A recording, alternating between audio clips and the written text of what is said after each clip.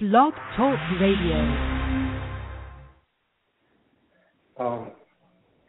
UDTVRADIO. I've been running around all day, but it's very important that we bring this topic. I wasn't even sure if I was going to do a show today, but so I'm all over the place. We could say this is a topic, or we could say this is something that go around in the African American community, urban community.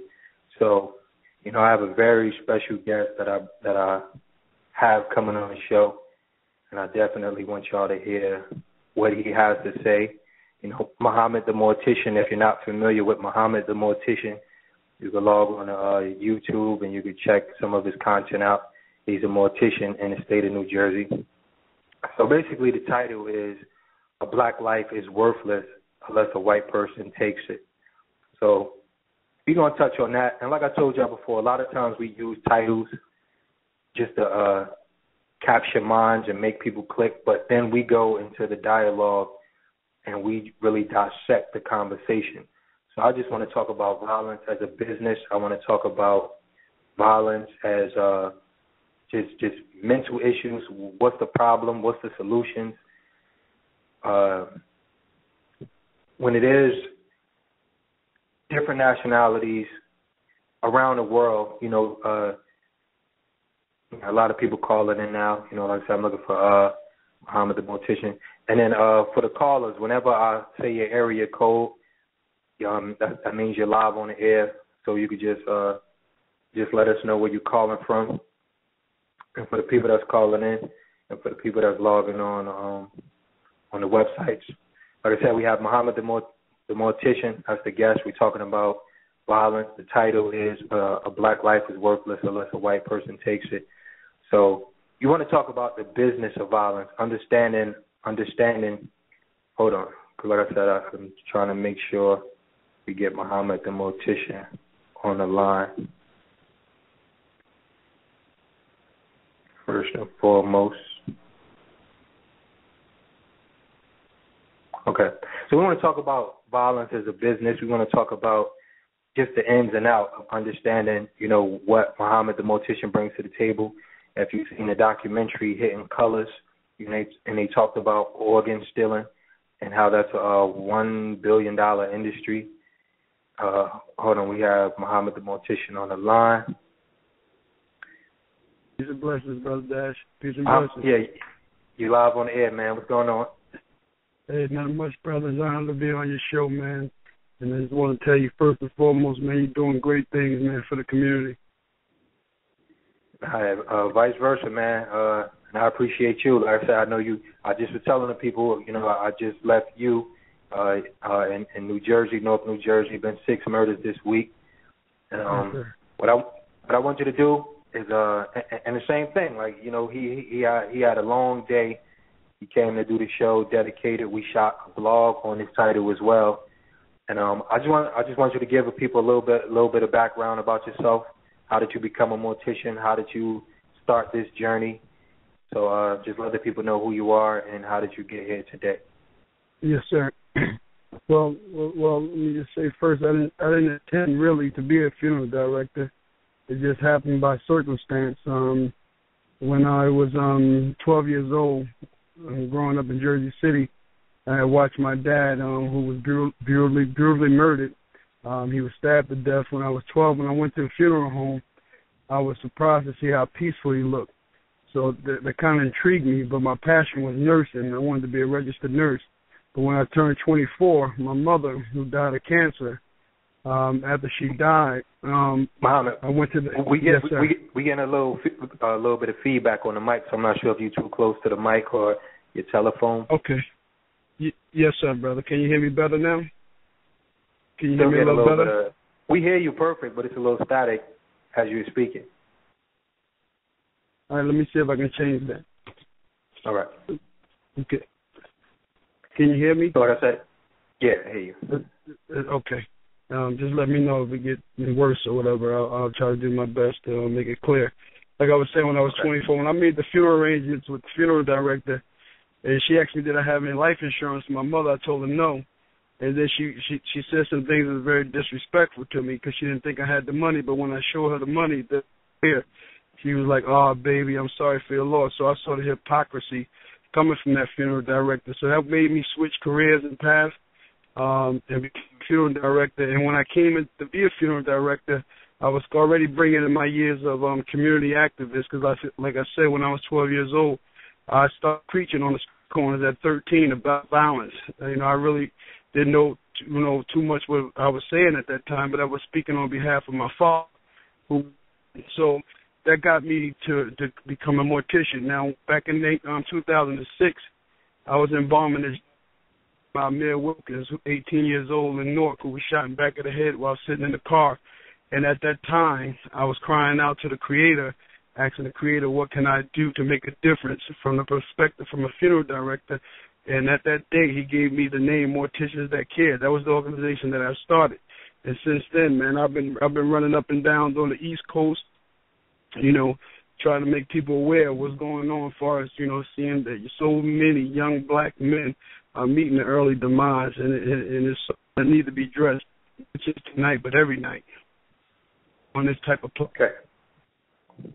Okay, and like I said, what I want to do for this topic, what I want to do for this conversation is open up the dialogue. So, like I said, a lot of times people may see the title and not understand the purpose. Like I said, the title is A Young Black Life is Worthless Unless a White Person Takes It.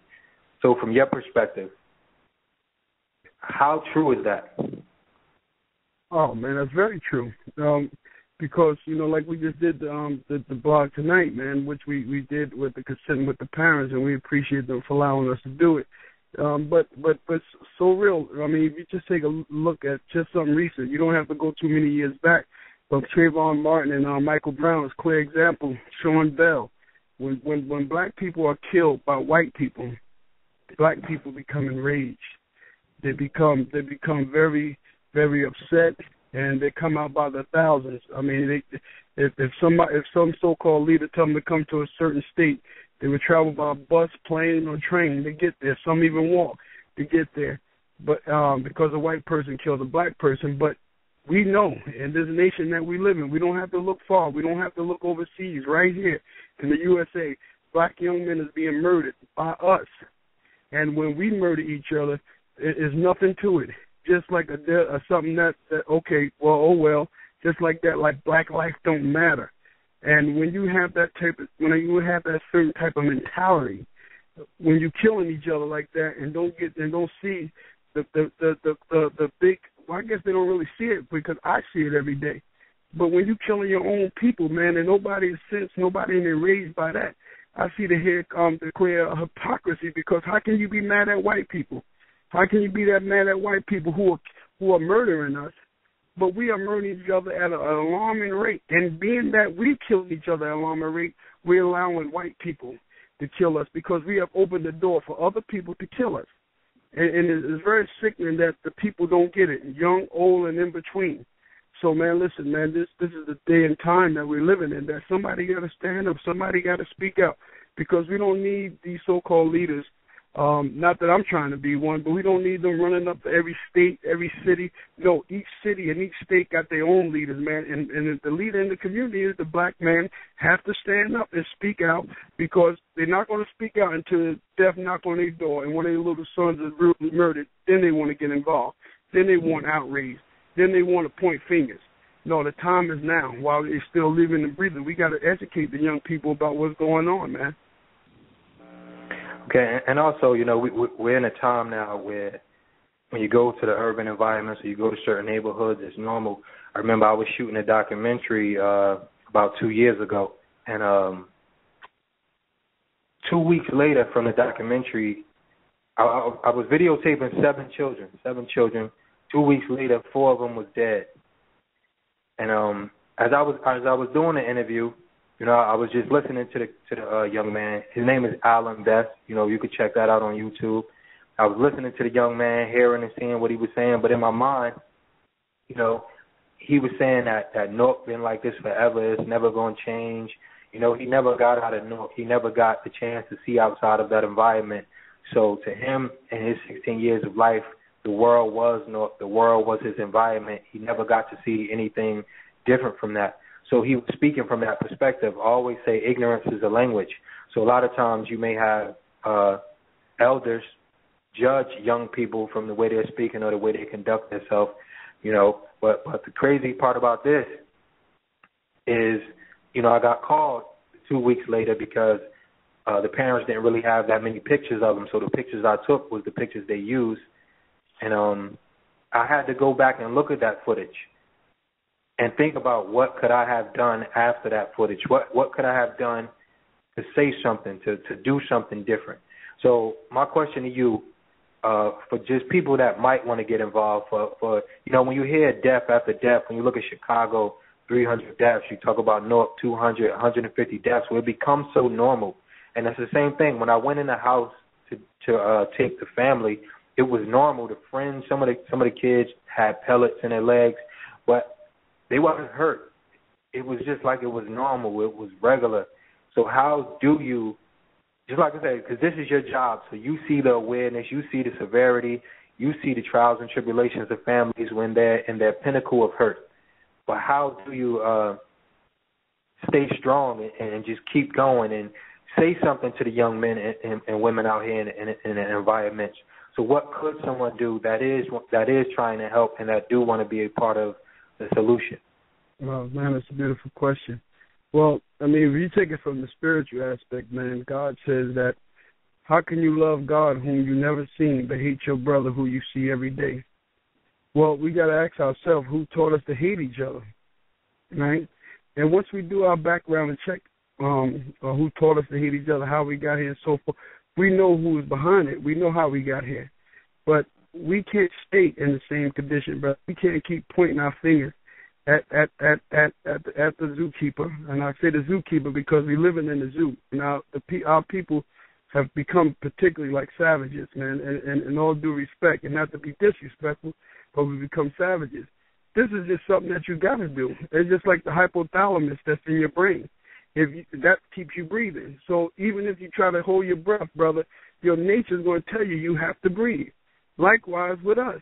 I mean, it's something that's in your nature that tells you, man, what we're doing is wrong. Why are we praying on each other the way we're praying on each other, man? Why are we allowing so many mothers to keep crying, fathers to keep crying? So many black youth are losing their lives, man. So, I mean, people know you don't have to just join on just to any organization. You can start your own.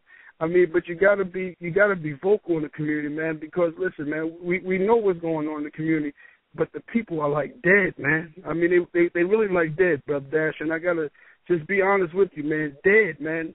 So how do you wake up a dead person that's walking around physically alive but dead, man?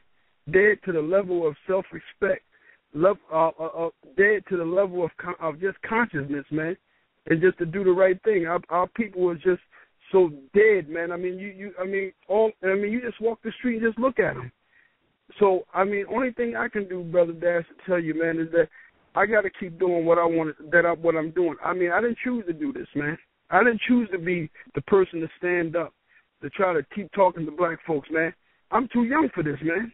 I should be able to walk around here, enjoy my life, take my daughter to the damn beaches, take her out for dinner, travel with my daughter. I shouldn't be out here, man, telling people to stop killing each other. That don't even make sense. No community is saying that here in America, the way we killing each other, man. It's like, damn, when you tell people, I mean, even my colleagues in the funeral business, man, when you tell these funeral directors, man, about what's going on, they don't even give a damn, man. They don't give a damn that young people are killing each other, man. So you got to look at me. So why I'm the one main funeral director here in New Jersey that I know of that's constantly sounding off their alarm, man. So that's got to be something that the people want to do. You understand what I'm saying? I mean, God gave us all gifts and talents, man.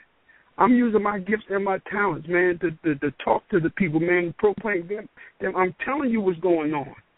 I'm telling you what's going on. If you still want to do it, then, I mean, what else can I do, man? Our people have went down to the damn depths of hell, man, and degradation. I mean, you understand what I'm saying? From everything, bro.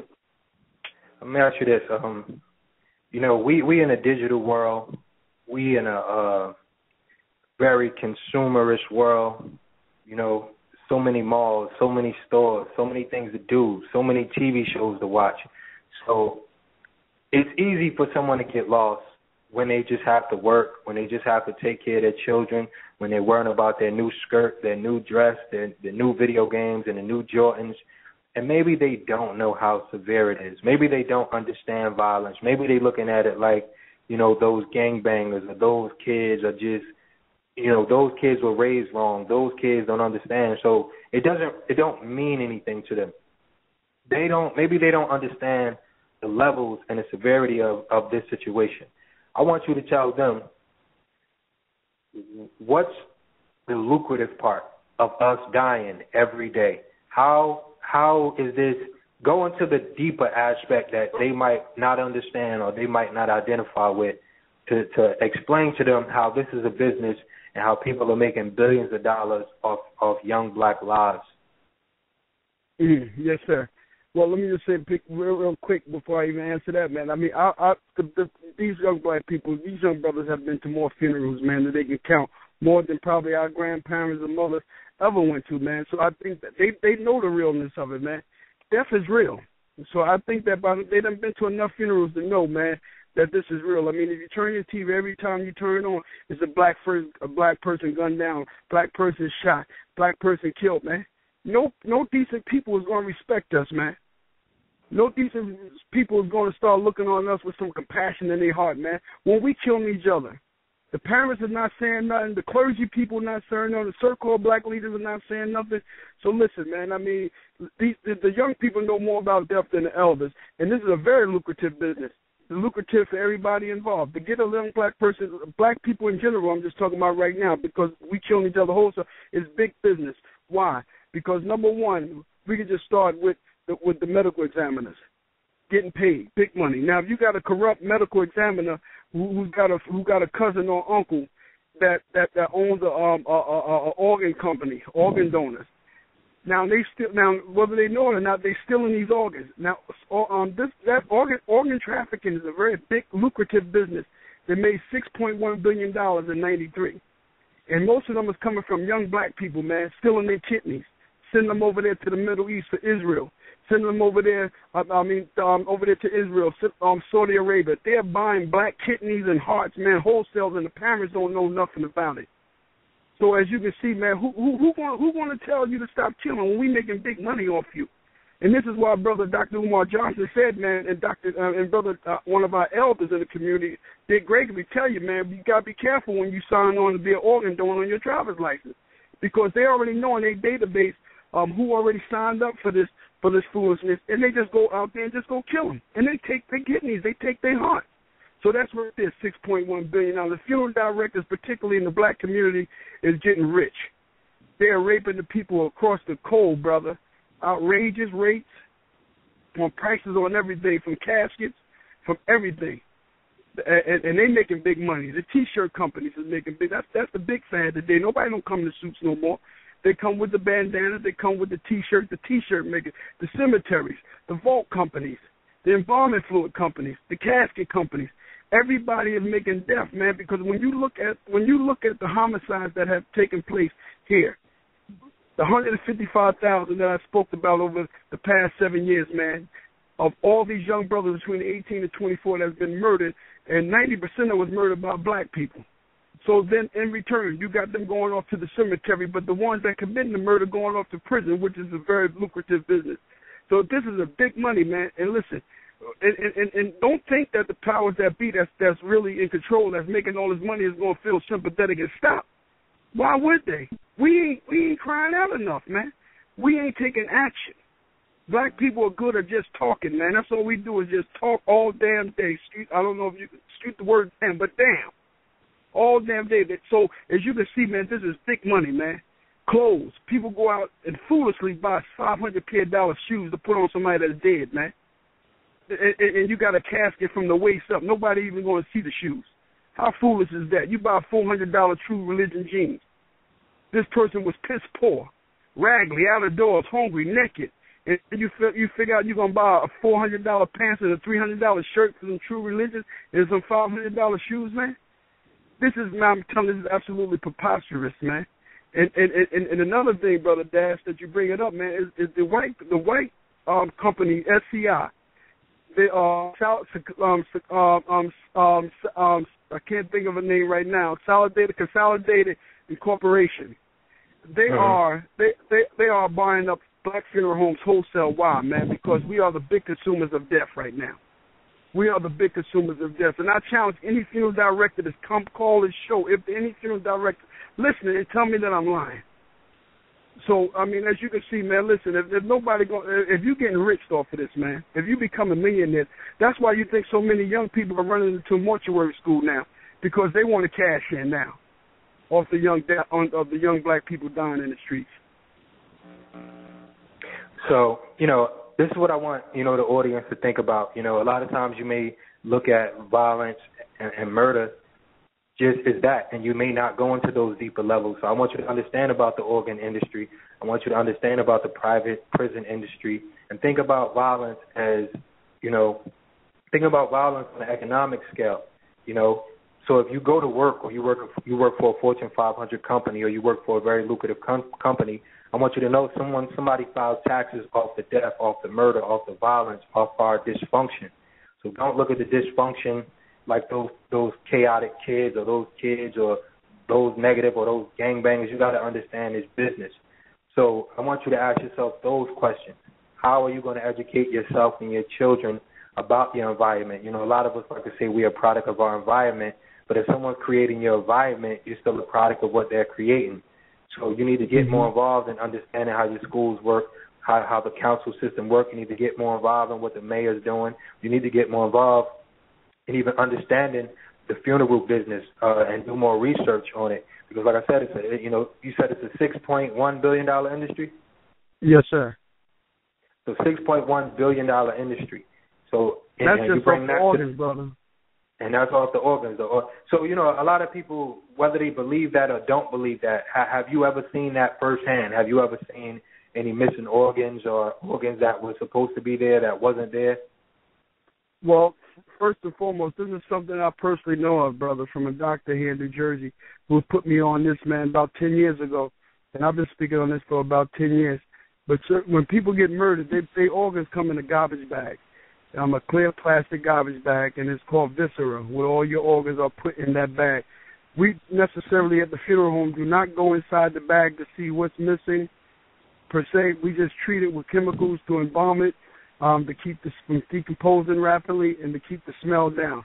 But I can assure you that this goes on, my brother. Now, case in point, it was a funeral home here in North New Jersey who was actually doing this. But what they were doing, they were not just stealing the organs, pardon me, they were stealing the bones of the deceased. So, and when they went to do a lot of disinterments mean to dig the body back up. And when they was doing that, they found a lot of PVC pipes in the legs and the arms. So they were stealing bones, man, and they was getting $1,000 for each leg and each arm. So they was clearing about $4,000. You understand what I'm saying? So this is a big business, man.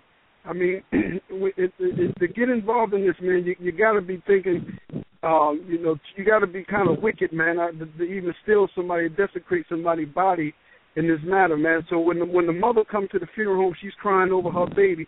She don't even realize that her baby organ's been sold for $20,000 overseas, and she can't even get up to blow $5,000 to bury the person. And nobody tells the parent that their organ's been stolen, brother. And it is a sad situation because so many young black people, man, here in America, man, their organs have been stolen, brother.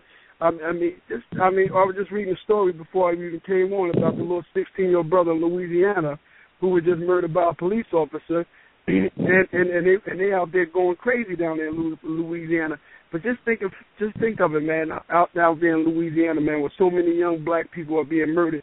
You don't hear this outrage when black kill black, but you hear it when white kill white. White kill black. So they're down there right now going crazy, man. And that's when it's always happened. For all the listeners and everybody calling in, this is Muhammad, the Mortician, Tyrone Muhammad. He's a licensed funeral director, mortician in New Jersey. So he sees firsthand, he just was talking about the black market of organ stealing.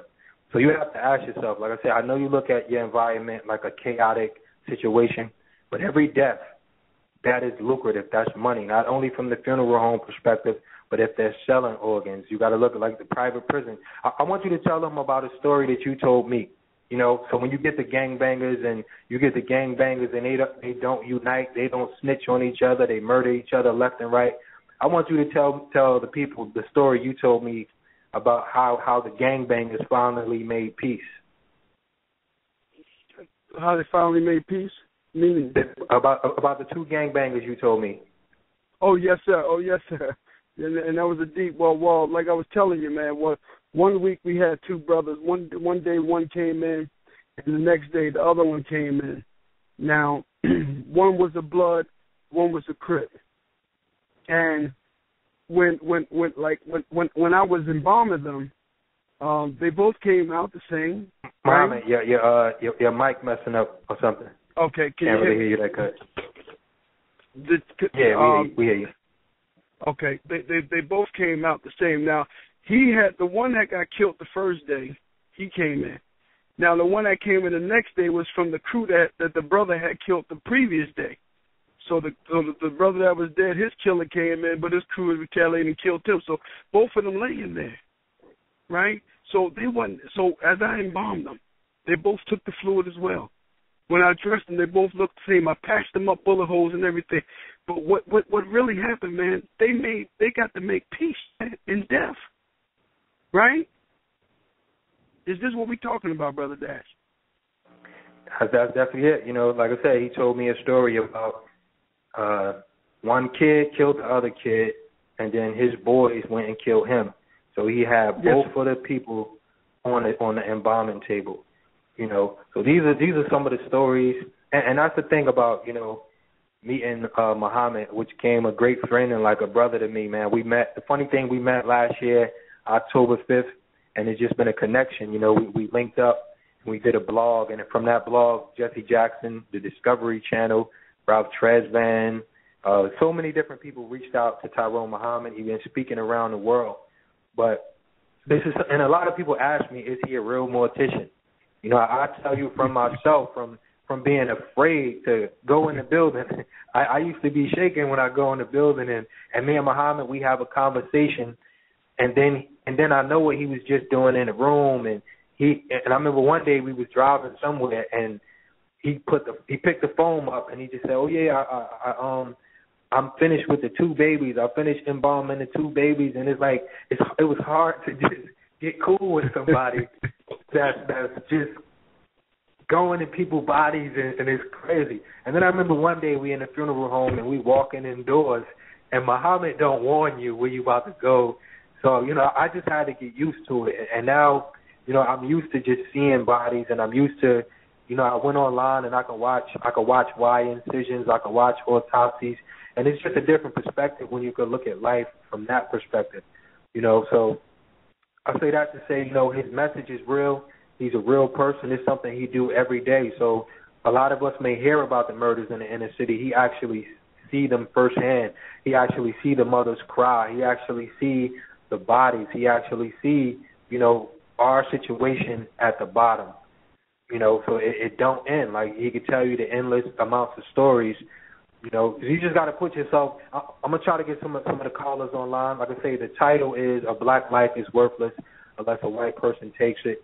And Muhammad was talking about the organ industry and just certain things like that. But let's try. I'm gonna get some of the callers in. When I say your area code, you live on the air. Any dialogue you got to add to the conversation, or any questions you have for Tyrone Muhammad. We're gonna go to the first caller, 843. 843. You live on the air. 843. You live on the air. Yo. Yeah, what's up, man? Peace, beloved. What's good? Good, man. How you doing? Peace, bro. I'm good. I wanna salute y'all brothers. You know, I don't know if y'all probably recognize me with this proverb. Y'all probably know me as Shantae Raleigh. But where you calling from? I'm from Carolina. I'm calling from Carolina. Carolina. So how is the violence? How is it out there? What's going on out there as far as the violence in the city? It's crazy all over. You know, y'all know this epidemic is global. You know what I mean? It's crazy all over. You know, it's just like Brooklyn. I hail from Brooklyn. I'm out here in Carolina. You know, and it's the same. It's the same everywhere. You know. So what's some of the things you try to do, or you know, what do you think that can help the situation? What I think can help the situation, I say education at home. You know, I mean, it starts at the house. You know, I mean, yeah, it all starts at the house. You know, the moms, the pops, you know, that thing, you know, it all starts at the house. I mean, okay, man. This epidemic is global, man. It's all around. Definitely, that's why we definitely gonna try to put our part in, try to get this dialogue out there. So, you know, some of the resources we have, or some of the concepts that we're working on. So we definitely gonna touch on solutions, some of the things you probably can create with the young men and women in your community. So I'm gonna try to get some more of the callers. We definitely appreciate you calling in, man, and we appreciate if you keep tuning in. Indeed, beloved. Indeed. Okay, thanks, man. Okay, we're going to go to the next caller. When I say your area code, you live on the air. We got 786. 786, you live on the air. 786, you live on the air. All right, 786. Let me see. We got 973. 973, you live on the air. Yeah. What's up, man? What's good? This is What's up? What's up, bro? Which one has the conversation? Yeah. I mean, I don't know too much about what, like, as far as Muhammad failed or whatever, but I mean, like he said, it's all a system, and his system was created by someone else. You feel me? I'm sure before the Americanized market of burying people like the way we do now, it wasn't the same exact way, you know what I'm saying? Like, who buys a Cadillac for a day, you know, a stretch limo, you know what I'm saying, just to go to a funeral? So, I mean, I'm sure we wasn't doing that back in the day in Africa and stuff like that. So if you look at it from a marketing perspective, then, I mean, like they said, you wear Jesus on the cross to celebrate that he died and call yourself a Christian, you know what I'm saying? Like, if my mother died on the cross, I wouldn't be wearing her, you know what I'm saying, her head on a chain with a cross. So, you know. Yeah. That's right. So, where you in Orlando, right? Yeah. So how is it out there as far as what's going on and you know, violence, stuff like that? I'm going to say this. I mean, out here is different. It's like it's more of a retirement place for people. You know what I'm saying? It's more active. It's a different type of. You from? Hold on, just let everybody know. I'm from New Jersey. Yeah, I'm from East Orange, Essex County, but I moved out here to Florida or whatever. And like I said, it's totally different. Like, it's not much violence because, like I said, you're dealing with tourists out there. It's somewhat like inner city Manhattan, like, you know what I'm saying, the nice part. So. But you do have violence like everywhere else. But, like I said, it's not really black-on-black violence out here. You got more people falling off the face of the earth from synthetic heroin and all types of drugs, you know what I'm saying? Like, you see zombies walking around out here. Like, I never seen prostitution out here the way I never knew it was that serious, you know what I'm saying? Like, you'll have 30 pimps on a block, you know, at a time. So it's not even really a violence of black on black, but it's a violence of the body, you know what I'm saying? Like, they killing their bodies out here. So it's totally different. All right, I'm going to leave you on. And Muhammad, I want you to talk about Morticians That Care, your organization, as far as the reason you started, and try to give people around the world some solutions and different things that they could do. Well, yeah. Can you hear me? Yeah, I hear you. You hear me? Okay. You know, brother, like I said, it's a beautiful organization, man, because we truly care about the people. We care about our people, man. And that's why, you know, I have a van, you know, with the casket on top, with the casket on inside, and we just travel city to city, man, just bringing a strong message to the people, whether they want to hear it or not. But listen, the solution is, man, we got to have collective unity, and that's what it's going to take. regardless of what your educational background, your financial background. We got to come together regardless of your religious, if you're Muslim or you're Christian or you agnostic or atheist. At this point in time, man, we need everybody. We need all hands on. And that's the only way it's going to stop. Or begin to stop, because the fact of the matter is that one or two person is not going to stop this machine, brother. This machine is not going to stop, man. This machine is going to be around until I'm long gone off the earth, and probably you and our children off the earth, man. But it's going to have to start with us. Somebody's going to have to take a stand. And if we can get the brothers, if we can get the brothers, because the sisters been doing their job. If we can get together, man, because I don't have all the answers. I just know it from the perspective from where I see it from. So whatever your profession is, man, or we need to come together, man. The men in the community need to come together and start planning, organizing, strategizing, and implementing what we sit down and brainstorm on, man, because Reverend Jesse Jackson, Al Sharpton, Farrakhan, all them brothers have been doing great work, man. But they're getting up in age now. We need new leaders, man. And all of us are really leaders. We don't need one person to be classified as a leader. So if I say, as far as a solution, brother, it's going to take our collective unity. What that means? That means our time, our energy, our talents, and our gifts, plus our resources. Put them together, and brother, and that's when we'll start making the difference, man. But because they know, man, if you put lobsters in one barrel and you put crabs in the other barrel, if you turn the lights out and come back overnight, you'll see that the lobsters have gotten out the barrel because they allow one another to climb on each other back to get out the barrel. But you know, crabs, when you get to the top, they pull them back down. That's how it is with black folks, man. So realistically, man, I'm doing all I can do, man, because I know one day, man, the way we going, who my daughter's going to marry. Dash, you got a young son, the great young soldier coming up, King Na. Who is he going to marry, man? There ain't going to be too many people, male or female, left in our community, man. And there's a sad reality that our people just don't get it. We just don't get it, man. So I don't care if I make people upset. You know, you take it to God on that, brother. But our solution, Brother Dash, real talk, man, is collective unity, man. Steve Harvey and them, they should have this be talked about every day. But today, our celebrities, they on TV buck dancing, tap dancing, scratching and itching, and they creating clown and buffoonery all damn day long on radio and TV, man, and without no real serious dialogue on this issue. And the issue is, man, the pandemic and the minds of young black African men in the United States of America, man. I can't really concern myself with what's going on outside of the country. I'm talking about right here. We got to start home first.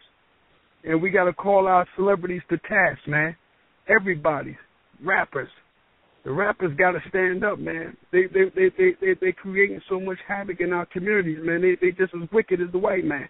And I had to say that, man, because words are powerful. Image is powerful, man. And you got these young brothers here, man. We have nothing against rappers, me personally.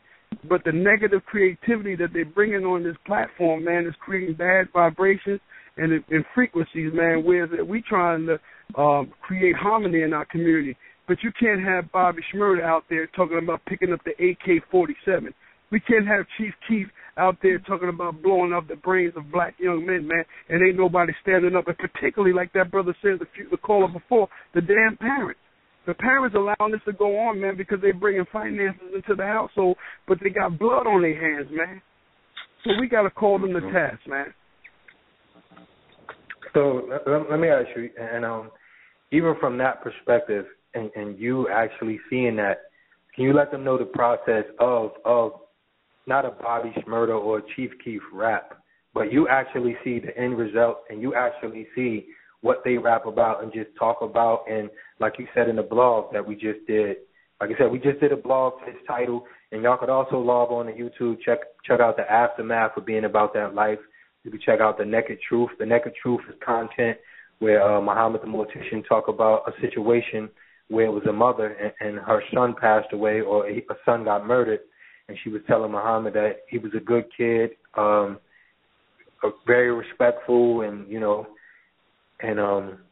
saying she didn't know why this happened or why this situation took place. But when Muhammad had the body and was embalming the body, he had gang tattoos all over his chest. So the mother didn't know that her son was in a gang. You know, not to say it's negative, or not to say you can't be an educated person in a gang, but you know, you risk your life more if you are into those activities. So, and that's called the naked truth.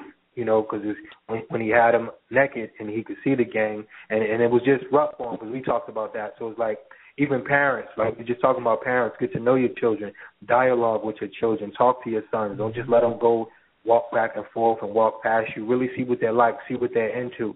Check out their Facebook pages, check out their Twitter. Don't just be a stranger, because you have different things competing for your son's mind. You have the telephone, which is actually a computer now, so it's not just about the TV and what you put on your television. You have to really get into your children's mind. So, like I was saying about a Bobby Shmurda rap, where you might say, I'm dumping an Uzi or I'm shooting, and let us know the process. What is the process when a young man come in and he got a bullet hole in his face or a bullet hole in his head? What is the process? What do you do? And just let us know, what does that look like?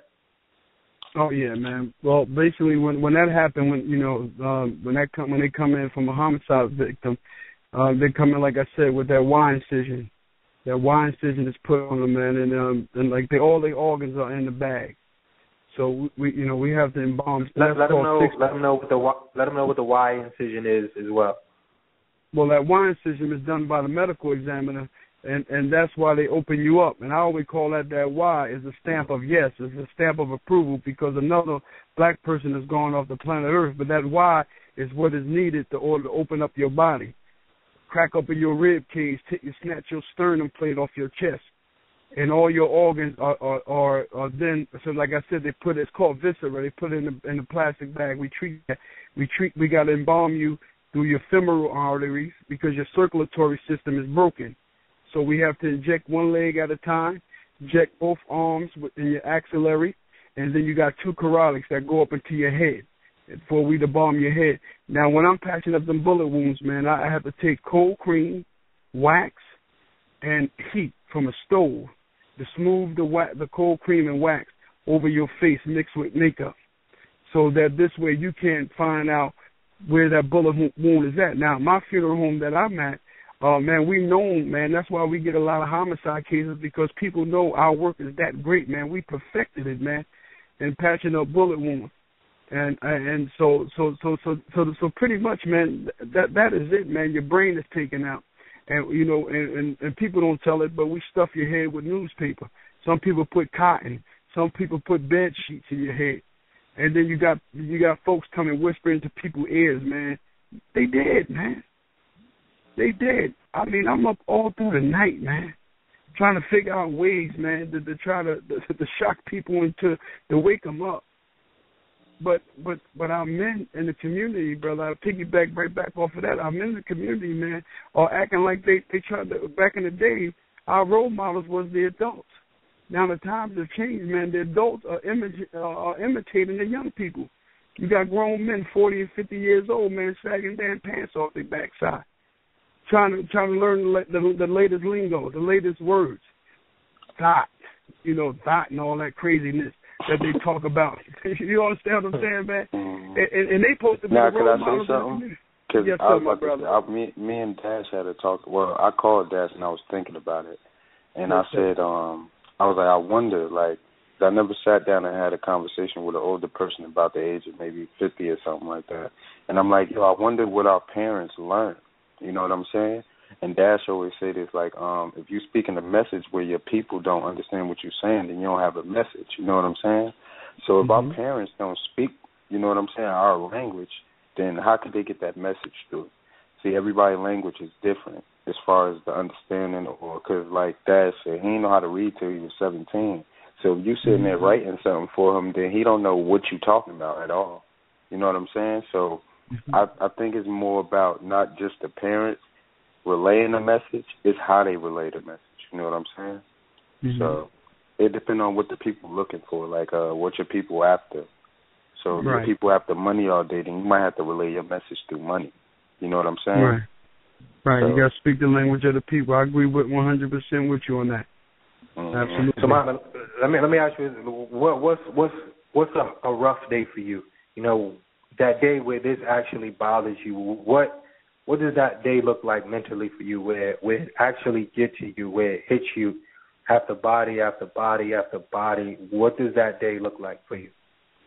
Well, today was one of those days, man, and tomorrow's going to be another one because we just got a young brother today that came in that was murdered, man. So, like I said, we had 6 homicides since last week, since last Thursday to present, and it get draining. But not only that, man, because you got to, I mean, it takes so much out of me personally, man, to embalm these young brothers, man, because it's just, I mean, people would say, Muhammad, don't you get sad when you embalm a little baby? No, I don't have no one way about it. I'm being honest about that.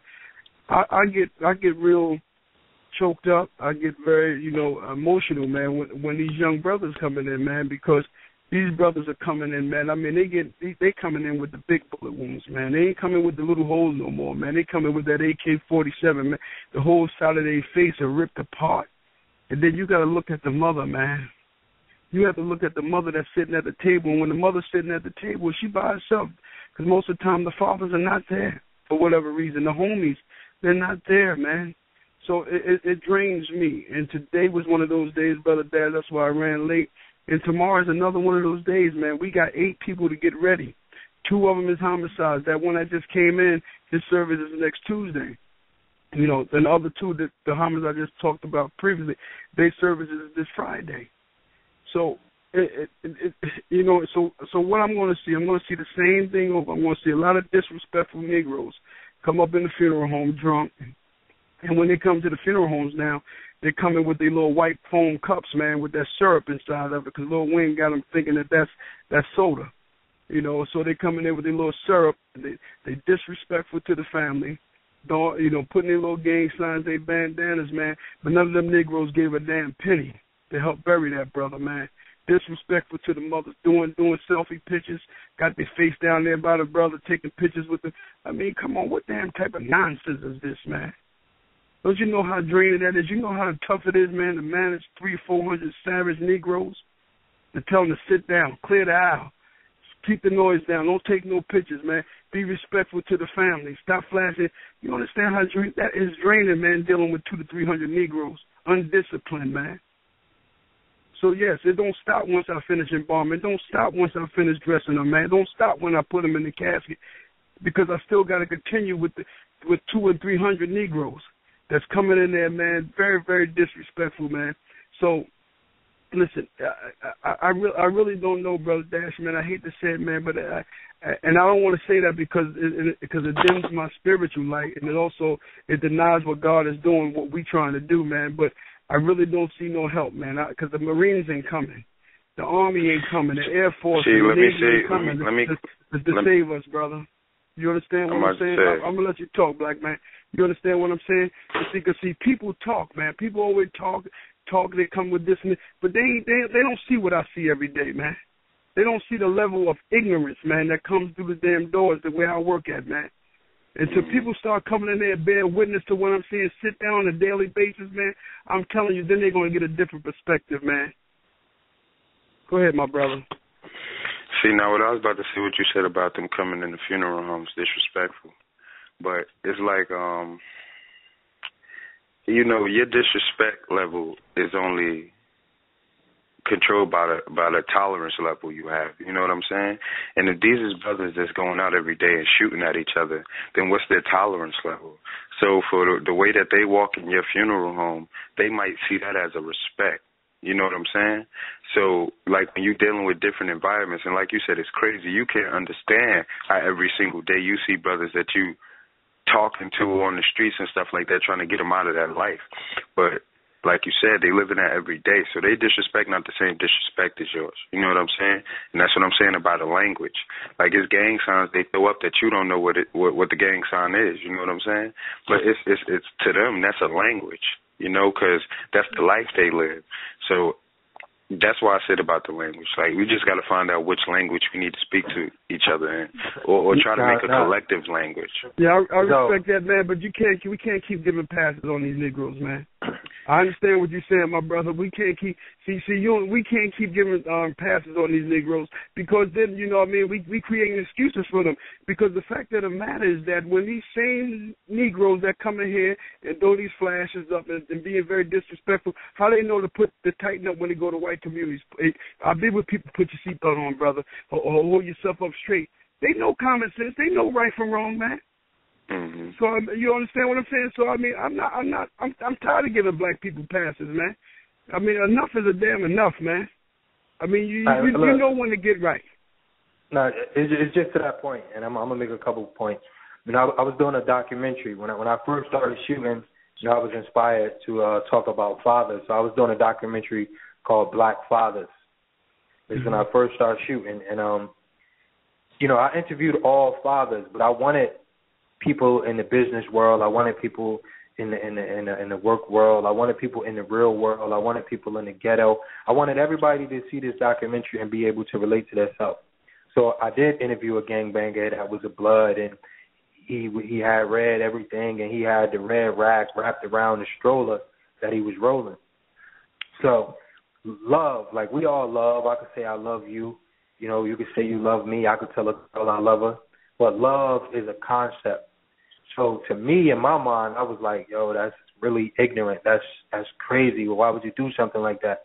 But that's really, I had to look at it. Like, the way he was doing it, that was his interpretation of love. That's all he had to give to his kid was that world, because he didn't have another world. And I had to look at it like that because I was that kid. When I was in, you know, I was 7 years old, 6 years old, something like that, when I got sent to a foster home from school. I got sent to a foster home straight from school. A couple different things I did, but, you know, like I said, I couldn't read till I was 17, but this was like the only regular class I was in. I remember being in probably like first or second grade. But every day I used to go to class not to read. I used to do different things, and as I was walking down the hall, I used to make up things in my head not to read or not to get embarrassed that day. So if today I threw the book, the next day I was already making in my mind that I'm going to jump on the desk today so I don't have to read. So I was just doing different things so I would not have to go through that. But nobody understood that. Like when I work with children now, I can look in their eyes. I can look in their eyes when they get upset or when they get angry without even anything. When you talk about when you grab a book or you try to do something like that, so I can see their weakness. So when same thing when I'm in these communities, that anger, that outrage, that burst is hitting information or a hidden experience that's inside them. You know, a lady named Miss Worthy changed my life with 5 minutes. She changed my life with 5 minutes.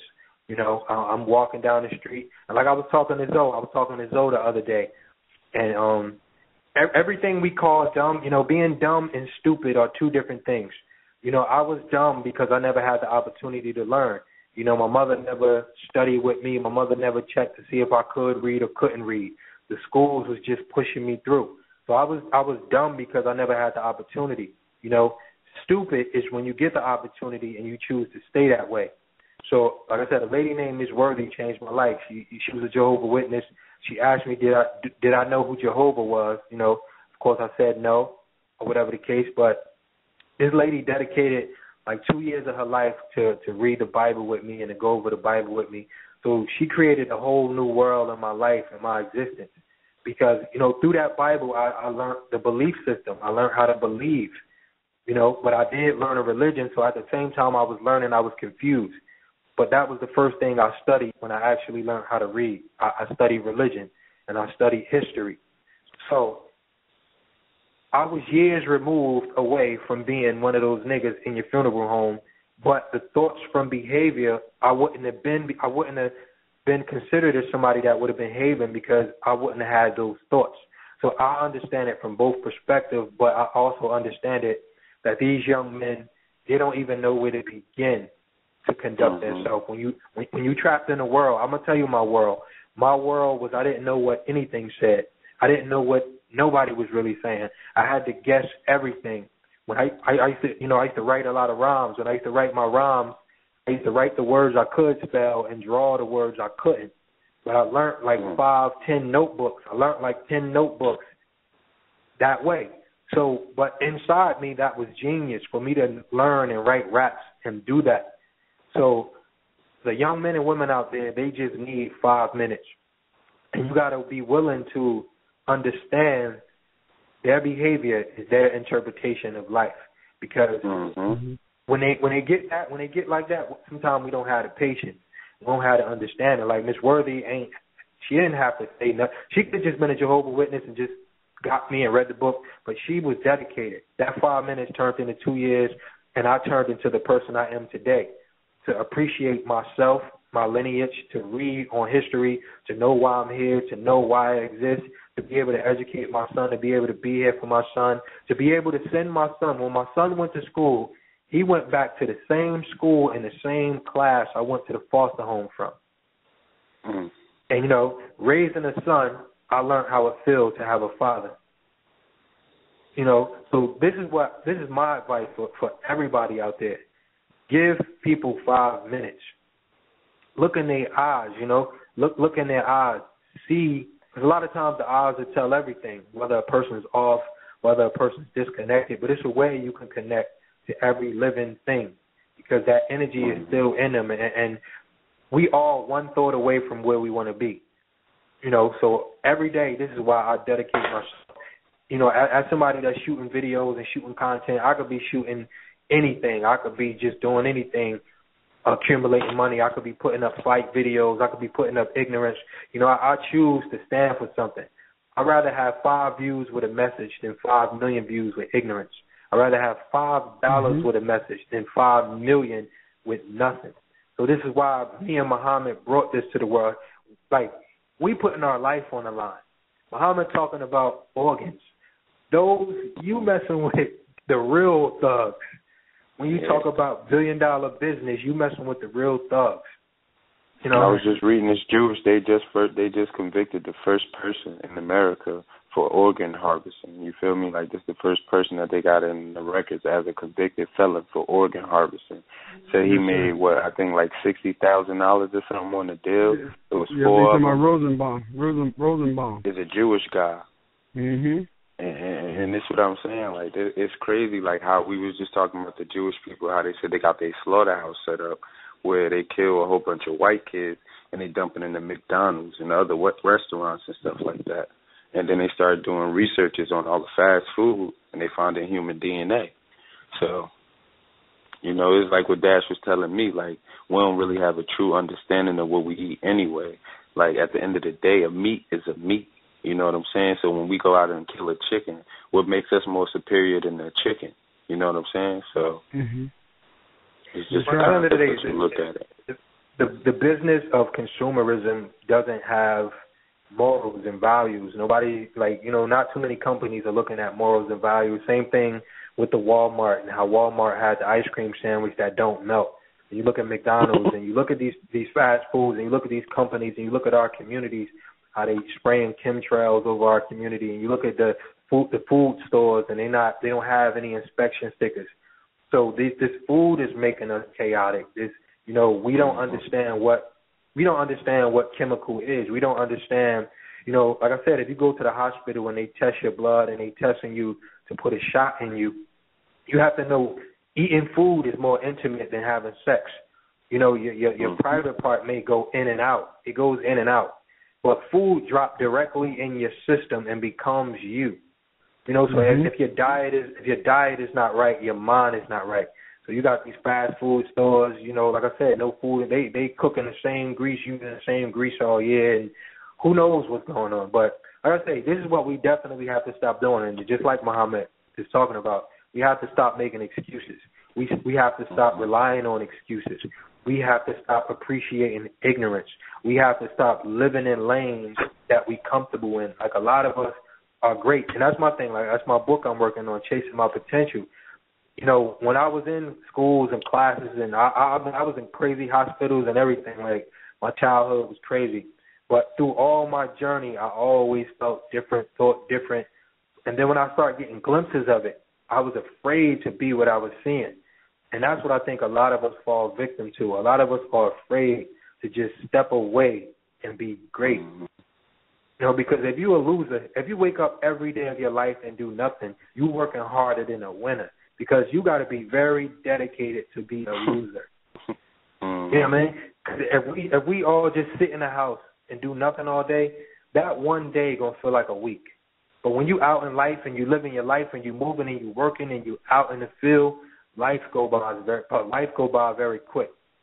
So, Muhammad, I want you to just let people know, you know, how they can help out, if they can help out, and just different things they probably could do in that community, and how can they get involved if they want to become a mortician, and how can they get involved, or if a mother did lose a child or a son and she wanted to make sure his body parts and everything are there, what do they do? What steps do they take? Well, that's a very good question.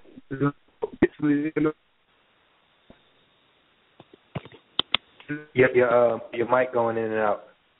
Can you hear me? Yeah, I hear you. Okay. Well, they can contact me. They can email me. Mortician that care at yahoo.com. Hit me up on Facebook, Mort T Care or Muhammad the Mortician. For anything, like I said, we donated caskets. I have gotten people caskets not at the retail rate but the wholesale. Donate money, so, and most of the stuff coming out of my own pocket. I really don't ask people really for anything, but if people always want to donate, we get donations. But listen, man, if they want to join on to what we're doing, I mean, everybody gonna have to come in this room, and that's the unique thing about what we're doing, because everybody got to die. So, and the way these young brothers are, killing each other. I think this is right now. This is the hot top. This is the hottest topic trending going on right now. Death, man, amongst young people. Because when you turn on the TV, radio, etc., you're always hearing about is us that's killing each other. So, I mean, I think they should join on to an organization, man, that is, that's geared, that's to stop the violence in the community, and not just use the word. Because stop the violence now is getting like an old cliche. It really don't have the powerful impact that it used to have. But we just don't talk about it. We out in the fields, man. I mean, you got to get out in the community, man. You got to talk to the people, and not just anybody. You got to talk to the young people, because both of y'all said something very beautiful. We got to see what's going on in their minds, man. I mean, I know I criticize them so much, man. But we got to take the time out to go talk to them. We're not going to be able to get the true solutions by just talking among grown men and adults. We got to go take it to the young people, man, and so if they can join Morticians That Care or join any organization that's really about changing our community, or start their own thing, and that's really what it really is, and it's not about money. See, when you join, there's no money in stopping the violence. You can forget that. If you're trying to get rich, don't even join on, don't even start that, because you're not going to get rich doing that. It's not about that. But if I can leave a legacy, man, knowing that I made a little impact, that I saved a few people from meeting the early demise, man, and living out their true potential and being assets to the community instead of being people that's tearing down the community, man. I mean, that's the most blessings that I could ever get. Any amounts of money, I make a good living at what I'm doing. I make 6 figures, man. But that's really blood money. I mean, but like I said, I'm not criticizing my profession as well, because when you come to a funeral home, we bury people that's dead. But to see so many young, right? So, I mean, we know we all got to die, so I'm not criticizing that point of it. I'm just saying I'm criticizing to see so many young black men that's coming through the doors at 18 and 17 years old, man. That is something that's not heard in any organized community. So, that's what I say, brother. So I'm going to keep doing what I'm doing. Yes, sir. No, I was about to say, what's the name of the show? What's the name? What's the title, Dash? Black life is worth nothing unless a white person take it. Yeah. Right. Yeah. Nah.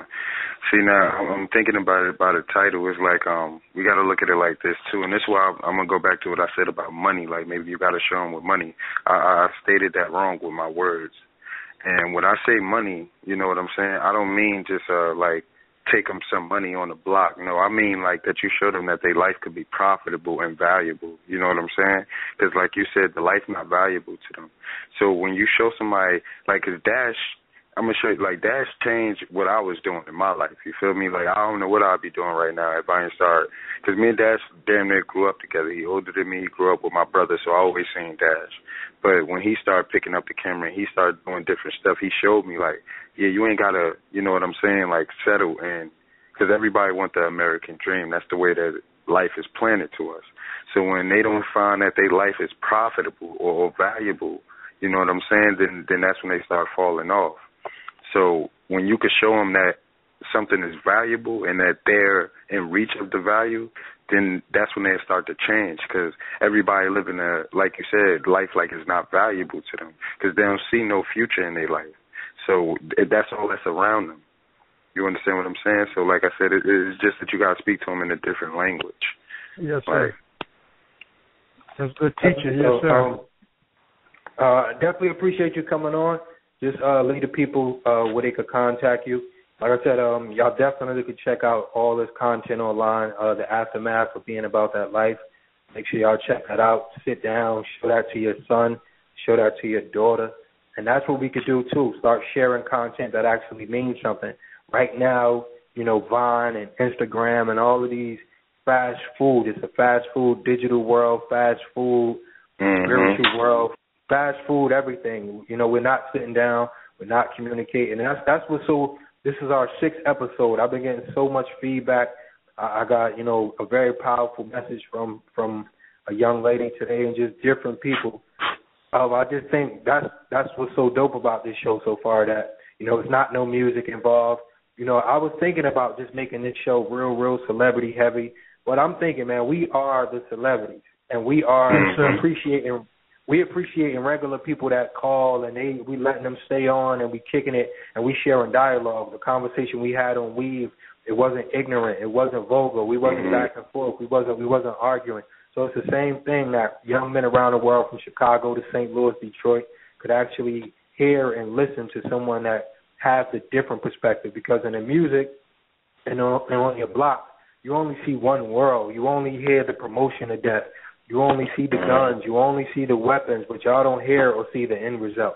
You know, for y'all young men y'all young men out there that is about that life, and you gangster, you know, go holler at Muhammad.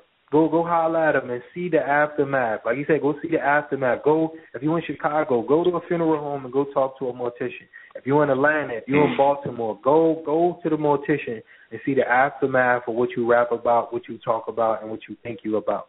So on that note, you know, I'm gonna leave you on that. Let the people know, you know, what's the goal, what's the plan, what you want to see as far as your end result. Let them know where they can contact you. And as again, man, I appreciate what you do, and I appreciate even, you know, me meeting you, man, and you know, through our journey and through our meeting, I'm learning a lot from you. I definitely look at death totally different and appreciate the body more when you see everything in you get ripped out. You know what I mean? And just funny stuff like, you know, I remember we in the funeral home, and he tell me to turn out the light. Nah, I'm all right with that, man. Let me, you know. So I had a scared moment, but this is something totally different. I don't care what kind of man you think you is. First time you get around bodies, man, you really, it ain't really like it ain't what you think it's gonna be. Like, it just shake your whole world up. But I'm gonna leave you on that note, man. Just let the people know. Yeah, well, you know, like I mentioned, man, just before we close out, man, you know, we just like the brother that's on the line, man. It's like that Jehovah Witness lady, man. She changed your life, and then what happened is that rubbed off on you, brother, because you yourself, brother, is changing lives of people all across this nation, man. I mean, me and this brother that's on the line can testament to that. Mm-hmm. You changed our lives, man, for what we were doing. And not only did you change it, man, it took it up to another level, man. I wouldn't be known. I mean, I was known, but I wouldn't be known the way I am known now, man, because if it's because of you, man, and you didn't ask for no money, you didn't do it for no glamour, for no fame and no fortune. You did it because, man, you love, you just love positive people, man. So you changing lives yourself, Brother Dash, and also the brother that's on the line, man. I can just listen to him, man. That brother got the ability, man, to change lives of so many people, man. That's his gift. I don't know you, brother, but when I listen to you, you have the capability, man, to change so many young people's lives, man. You got that gift, brother, and I hear it from you. So on that note, man, I mean, people can, like I said, reach out to me, man. I mean, this message, man, we not stopping, man. We taking this. We gonna put this on it. We're a click away, or we just a day away, brother, from this message coming on a national platform, man. Where's that? We don't have to wait for me to come on to a show like this, man. See, because what happens, what I realize is that with so much violence and ignorance going on constantly 24 hours, 7 days a week, we're not going to be able to change nobody's life, man, when you come on a show, like, say, like 1 hour a day or 1 hour, and then you don't hear from nobody until a month later, man. No, something like this, man, what we're talking about, and it just don't, particularly dealing with death, man. That got to be on the minds every day, man. That's how you got to do repetition, man. Repetition. They're not going to get it just a 15-minute sound bite, man. And you don't hear it no more. See, so I appreciate you letting me come on, man, Brother Dash, man. You know what we're gonna do, man. We changing lives, man. We making history, man. What we doing, brother, is going to be on a national, global platform. I already know that, man. And I just thank you for all that you have done for me, and what we continue, and what we really going to do. Nah, man, I appreciate you, man, and I love you, bro. Love you too, brother. Just keep going and keep doing what we do. Yes, sir. And like I said, because I know you got to get up in the morning and do what you do. Yes, sir. I definitely talk to you tomorrow. Get this up, and we gonna keep going. No doubt, brother. Peace and blessings, man. All right, take it easy. All right, Joe. All right, peace. Hey, Joe.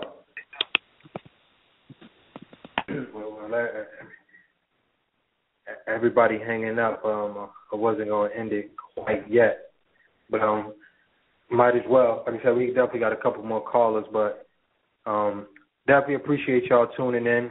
We definitely gonna keep content that matter, content that we need. Those conversations that it doesn't make any money for big media companies, or it's not lucrative for certain websites to not post the content. But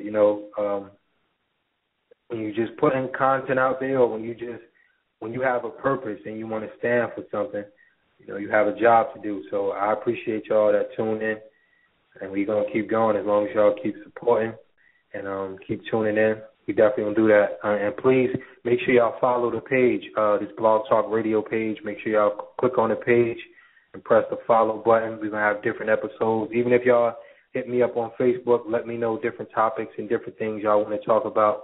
We're going to keep it going. I appreciate y'all for tuning in. And make sure y'all definitely hit Muhammad the Mortician on Facebook and his Twitters and his Instagrams. And we're going to close it out on that note. I appreciate y'all. Thank y'all for tuning in. UDTV Radio.